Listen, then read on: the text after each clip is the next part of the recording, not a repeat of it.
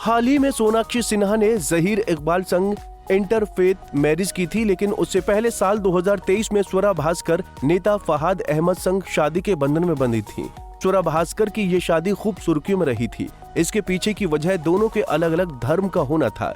स्वरा ने समाज, सीमा और धर्म की दीवारों को लांघते हुए फहाद अहमद से शादी की थी, लेकिन ये फैसला लेना उनके लिए बिल्कुल भी आसान नहीं था। स्वरा अपनी शादी के फैसले को लेकर काफी घबराई हुई थी। उन्हें डर था कि शादी के बाद बॉलीवुड वाले पार्टियों में नहीं बुलाएंगे।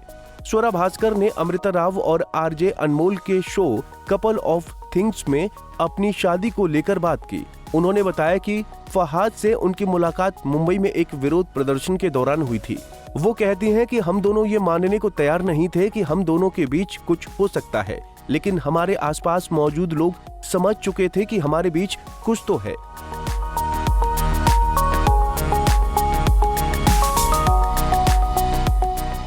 एक समय आया जब मुझे समाज का डर लगने लगा। मैं वो इंसान नहीं हूँ जो सोचे कि समाज क्या सोचेगा, लेकिन तब पता नहीं क्या हुआ। मैं लोगों के बारे में सोचने लगी थी, परिवार और दोस्त क्या बोलेंगे।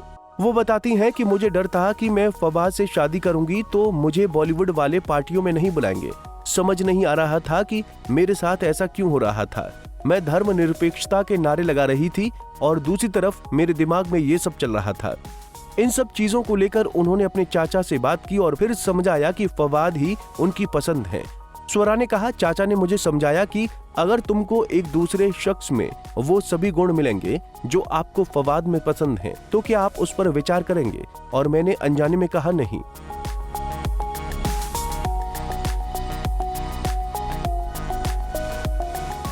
उस पल मुझे लगा कि मैं इतना डरा हुआ क्यों महसूस कर रही हूँ। वो फवाद है, वो भी वही है। हर चीज उसे बनाती है जो वो है और हर चीज मुझे बनाती है जो मैं हूं। तो मुझे लगता है कि इससे मुझे मुक्ति मिल गई। तब मेरा सारा डर खत्म हो गया।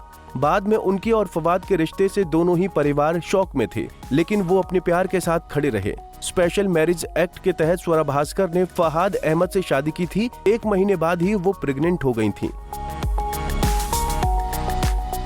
प्रेगनेंसी के दौरान ही स्वरा ने अपने नाना नानी के घर पर धूमधाम से शादी की थी। आज स्वरा भास्कर एक बेटी की मां है और अपनी शादीशुदा जिंदगी में खुश हैं।